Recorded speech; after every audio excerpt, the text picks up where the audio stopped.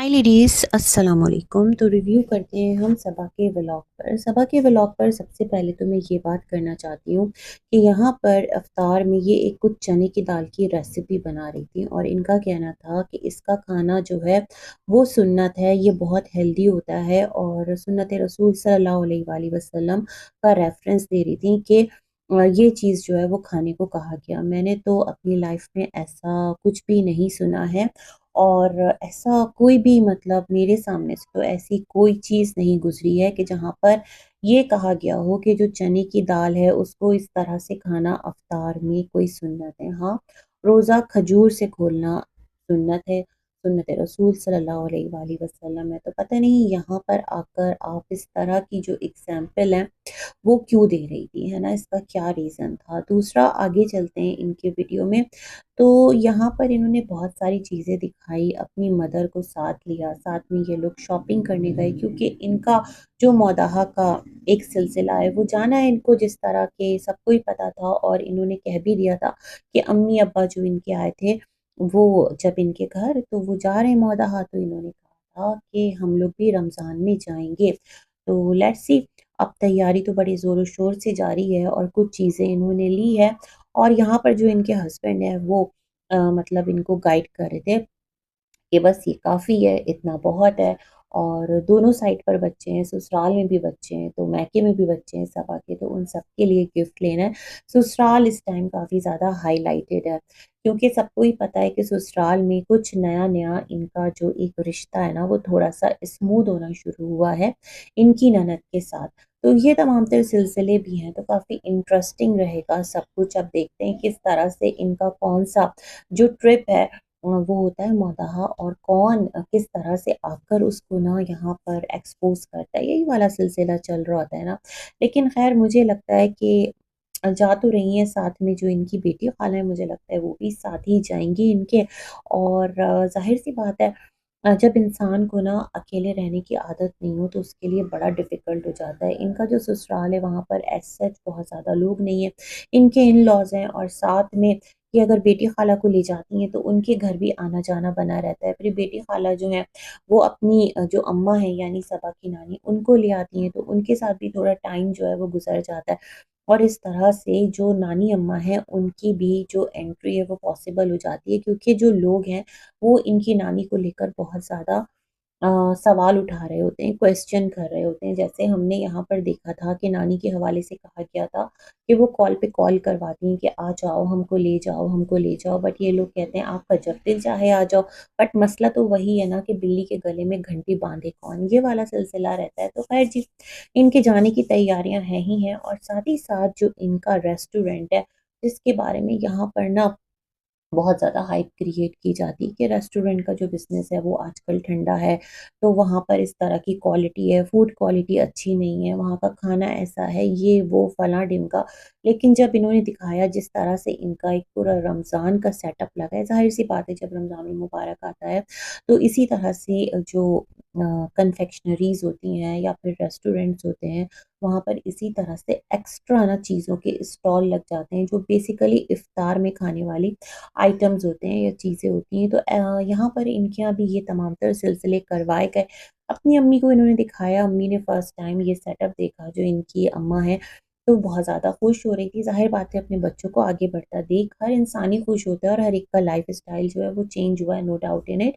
तो वहाँ पर जो सभा है उसने ये दिखाया कि इतना ज़्यादा ऑर्डर है, इतना ज़्यादा रश है कि वहाँ पर जो ये लोग गए थे ना थोड़े टाइम के लिए ज़रा-सा देखने कि क्या सिलसिला है, तो इवन इनको खुद कैश काउंटर पे बैठना पड़ा और तमाम तर चीज़ें इन्होंने भी थोड़ा-सा उसमें अपना एफर्ट डाला।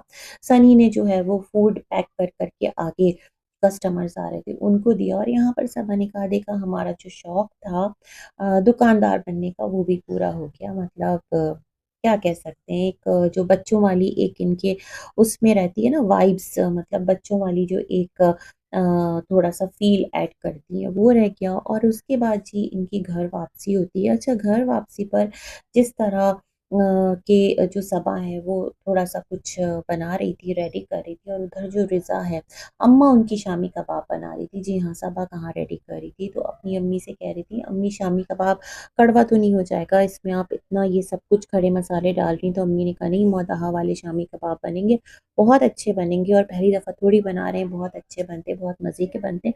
तुम खा कर के देखना।" तो कहने लगी कि "अम्मी हमें मत बताइए, आप फ्रेंड्स को बताइए मतलब यूट्यूब फैमिली को बताइए इसमें आप क्या-क्या डाल रही हैं, कितना डाल रही हैं।" तो बिल्कुल जी, यूट्यूब फैमिली को भी बताइए और आप भी सीखिए ताकि नेक्स्ट टाइम आपको सिर्फ़ मिक्स ना करना पड़े बल्कि आप भी खुद से बना लें, है ना? ये वाली चीज़ है। ख़ैर जो रिज़ा है वो अपना कुछ बेकिंग स्टफ़ बना रही थी, तो उसमें भी इन्होंने कहा इतना ज़्यादा पनीर, ये बहुत हेवी हो जाएगा। अगर हम थोड़ा हेल्दी डाइट की तरफ जाते हैं, तो उसमें ये तमाम तर चीज़ें ऐड नहीं करते, थोड़ा कम चीज़ डालते हैं। तो शी सेड बहुत ज़्यादा नहीं डाला है, थोड़ा-सा इस पर एक इफ़ेक्ट आ जाए चीज़ी सा बस उस हद तक और उसको बेक किया, तो उसको लेकर भी इतना ज़्यादा पोस्टमार्टम किया सनी ने, बहुत ड्राई लग रहा है, इसको खाएँगे कैसे? और कैसे खाया जाएगा? तो भई जिन्हें बेक्ड चीज़ें खाने का शौक होता है, जो इस तरह के बन्स और स्टफ़्ड इस तरह की चीज़ें खा रहे होते हैं मेरे ख़्याल में, उनके लिए फिर ये बेस्ट ऑप्शन रहेगा। अच्छा जी, उसके साथ ही साथ यहाँ पर एक बाल्टी को लेकर बहुत ज़्यादा तमाशा बना और वो पेंट की बाल्टी थी। उसमें इन्होंने कृष्णा को कहा कि ये तुम ले जाओ, ऐसा करो। तो उसने कहा नहीं भई हमें ज़रूरत नहीं है, सबा सेठ आप मौदहा ले जाओ। नहीं, नहीं वहाँ पे भी ज़रूरत नहीं है और सबके साथ उस बाल्टी का जो मज़ाक है ना वो चलता रहा, है ना? ये वाला सिलसिला होता रहा। अब क्या था कि यहाँ पर जो सबा है उसने कहा कि हम थोड़े टाइम पर कार चलाना भी सीख लेंगे, ड्राइविंग। और रिज़ा भी साथ सीखेगी।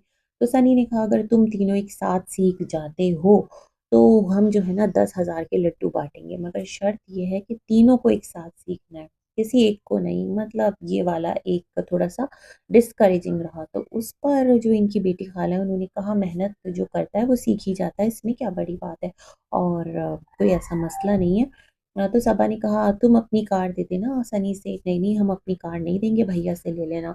तो सबसे पहले तो यहाँ पर लोग सवाल रेज़ करने लगे कि कार सनी साहब आपकी कहाँ है? कार तो खुद जो मालकिन है ना वो आपकी मिसेज़ हैं यानी सबा है। तो आप क्यों कह रहे हो कि कार हम नहीं देंगे? भई जिसकी कार उसकी वार, जिसकी लाठी उसकी भैंस, लाइकवाइज़।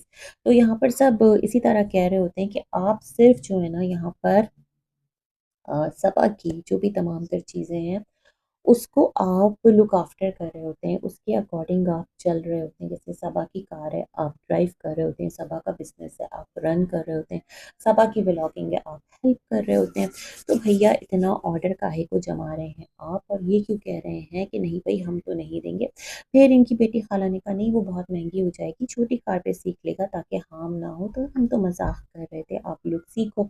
और इस तरह जो इनका व्लॉग है वो बढ़ता गया आगे और एक नोट पर आकर इन्होंने कहा कि जो भाई-भाभी हैं उनके घर इफ्तार है और डेली मेरे ख़्याल में रमज़ान में उनके यहाँ ही ये लोग सारे इफ्तार करते हैं, तो वहाँ पर ये थोड़ा-सा एक सिलसिला रहा और सबा सेठ की जो भाभी हैं उनकी तबीयत ख़राब हो गई थी इसलिए ज़्यादा व्लॉग शूट नहीं कर पाए थे और जहाँ पर मैंने इसका व्लॉग देखा था, शुएब का व्लॉग देखा था, तो वहाँ पर वो कुछ समोसा रैप बना रही थी, मतलब हल्का-फुल्का ही काम। तो लोग ये कह रहे थे कि भई इतनी जल्दी जो ऑपरेशन होता है, उसके बाद आप कैसे नॉर्मल हो जाते हो? आपका दूसरी बार सर्जरी हुआ है 6 से 7 महीनों के अंदर-अंदर।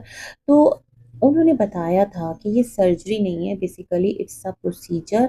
ये एक प्रोसीजर है और इसमें थोड़ा डिफरेंट तरीके से जो ट्यूमर है उसको बर्न किया गया लेकिन फिर भी एक बॉडी के अंदर आपकी तमाम तर चीज़ें एक प्रोसीजर तो आपकी बॉडी पर ही हुआ ना तो मेरे ख़्याल में हिम्मत की बात है भाई कि अगर आप इतनी जल्दी उन तमाम तर चीज़ों से ओवरकम कर लेते हैं और जिस तरह ये नीचे बैठ गई थी तो इनको लोगों ने कहा था आप इतनी जल्दी क्यों नीचे ज़मीन पर बैठे और फिर जाहिर सी बात है आपको प्रॉब्लम तो होगा और पेन भी होगा क्योंकि आप उस तरह से जिस तरह आपको केयर करनी चाहिए, ठीक है सर्जरी नहीं हुई है, प्रोसीजर हुआ लेकिन अगर आप नहीं करते, थोड़ा-सा भी आपकी तरफ से नेग्लिजेंस बरती जाती है, तो फिर पेन तो आपको ही होगा। ख़ैर जी, ये तमाम तर सिलसिले चलते रहे और इस तरह इनका व्लॉग हुआ एंड हम भी अपना रिव्यू करते हैं एंड मिलेंगे एक और वीडियो में, तब तक के लिए अल्लाह हाफ़िज़।